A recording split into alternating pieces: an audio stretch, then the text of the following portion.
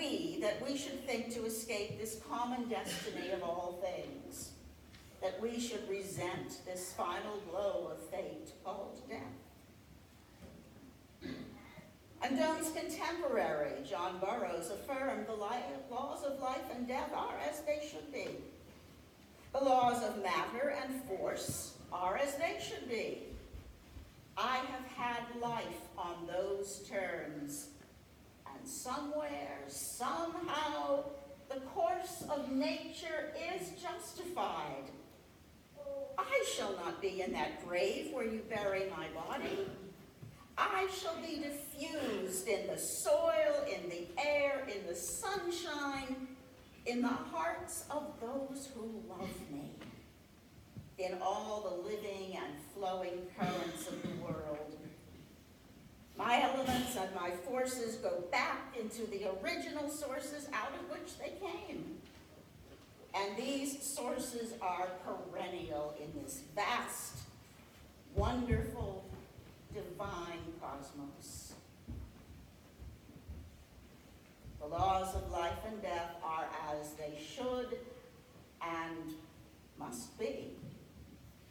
But it is still never easy for the living to look calmly at the fact of death, to accept serenely its intrusion into our lives, even knowing that life is given us only on the condition that we will one day relinquish it, even when death comes in what some would say is its proper time, at the end of a long life, well lived, and bringing perhaps blessed release from incurable, incapacitating illness, we are still not readily accepting.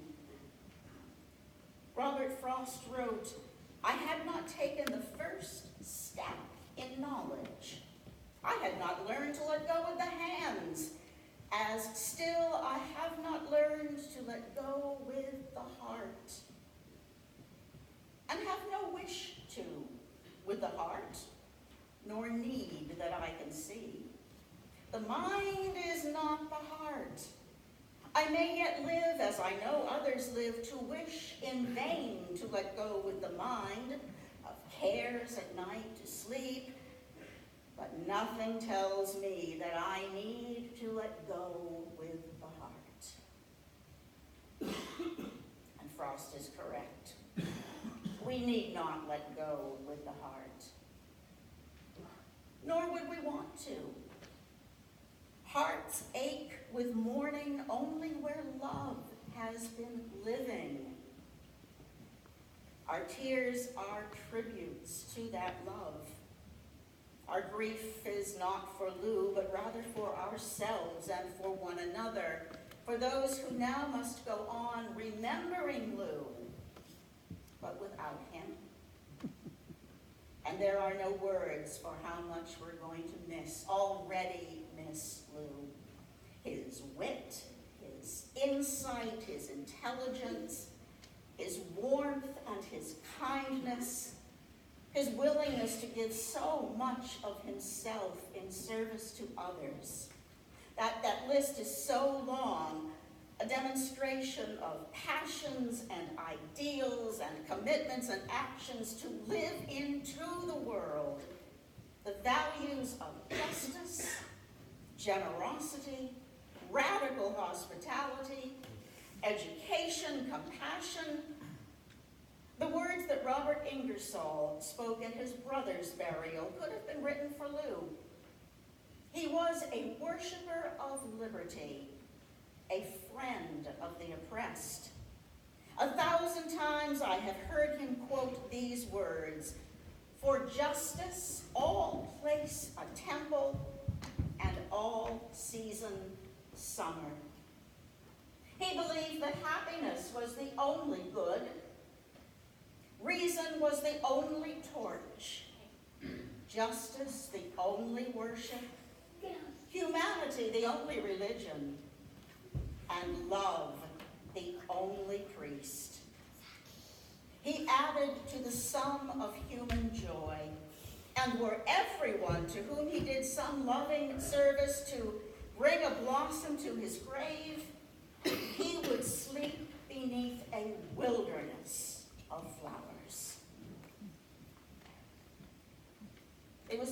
Adler, who said, "The dead are not dead if we have loved them truly." In our own lives, we give them immortality, and that is certainly true. When lives have touched one another, there is something holy and eternal, something truly immortal that is created. An individual life may end, but its influence, its gifts, its blessings, its joys continue in all who are left to remember. And in our memories of all those whom we have loved, the dead are still living, still sharing in our lives, the lives they touched and shaped and loved, for as long as we ourselves may live.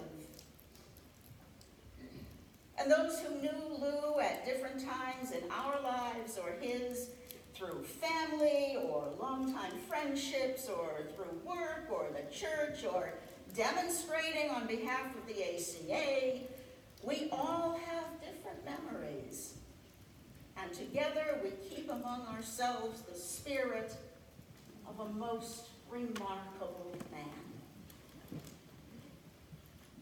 It is common practice in our Unitarian Universalist community to follow the way of the Society of Friends during services such as this one, which is occasionally a bit risky, but we give it a try anyway. When the Quakers gather to remember their dead, they sit for a while in companionable silence, and then as the spirit moves, those who wish to speak rise and offer their special tributes. We invite everyone to enter into such a reflective time, with music, however, rather than silence.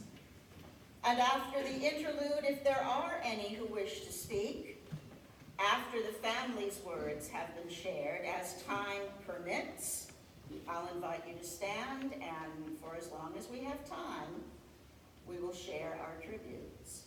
But I suspect we're going to run out of time very quickly, which is why we continue the visiting time after the service as well. And the music is perhaps a bit unexpected for a memorial service, but there is a story behind it. Bugler's Holiday, I am told by reliable sources, was one of Lou's very favorite pieces of music when he was younger and learning to play the cornet.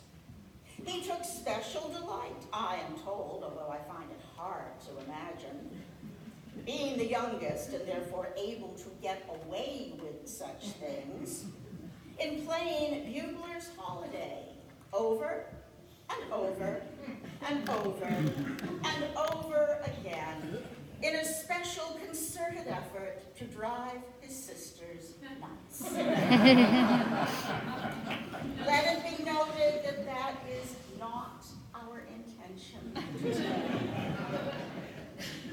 And let us remember Lou with laughter and joy, as well as our sadness, as we move into a time of recollection.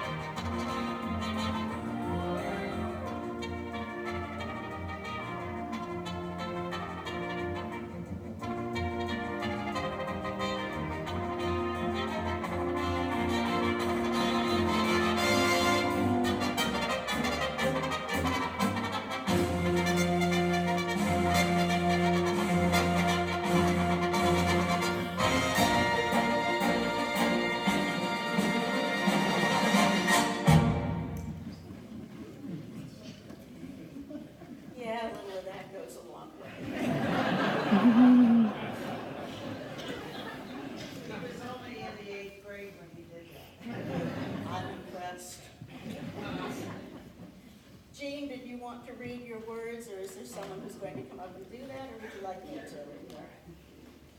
You got it?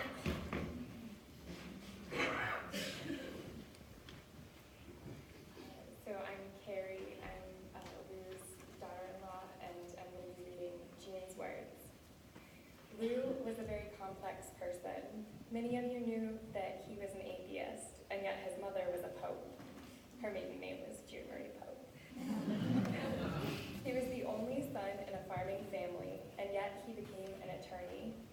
This may have had something to do with his inability to stay focused on steering straight rows in the fields. Even in hospital beds, he constantly leaned to the left. I suspect it reflected his progressive tendencies. I have to admit that without the intervention of a lifetime of amazing doctors and steadfast support of family and friends, he would have died 27 years ago when, as the father of young boys, he battled lymphoma. And that was followed over the years by triple bypass surgery, pulmonary embolisms, a stroke, kidney failure, etc., etc. His primary care doctor told us that he was thrilled when computer records replaced the ever-expanding shelf space devoted to Lou's medical adventures. Despite his failing health during his last week of life, true to his intellect, he was explaining the concept of guns, germs, and steel to one of his doctors. Those are the three major causes of the rise or fall of great civilizations. In the end, germs were the downfall of his active mind. Saturday morning, he fell into a deep sleep, and his passing Sunday morning was so peaceful that we didn't know he had gone until a nurse came into his room to tell us. Clearly, he was the first of his humanist friends gathered here to find out what, if anything, happens after death. I'm sure he would want me to tell you that he did not proclaim at the end, "I have seen the light." Without a doubt, some of his brightest lights in his life have been his children and grandchildren. Pictures of him gazing at them are the embodiment of love. And we could not have made it through the past 2.5 months without our dear friends and family. Early Saturday, I was telling him about the many cards, messages, visits, food, and thoughtful acts of you in honor of him, and his last words, intended for all of you, were thank them.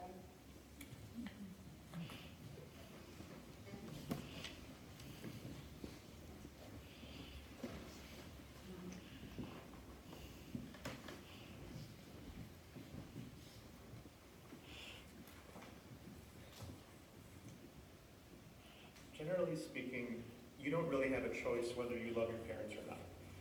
You just do. If anything, your relationship with your parents is the first entry in your lifelong definition of what love even is. And I loved him. But more than that, I liked him a lot. I admired him. I was proud of him. He had a brilliant mind, a clever wit, a compassionate heart, and an open, adventurous, good-humored nature. Growing up, it's common for kids to complain about their parents, their friends, to share stories about how unfair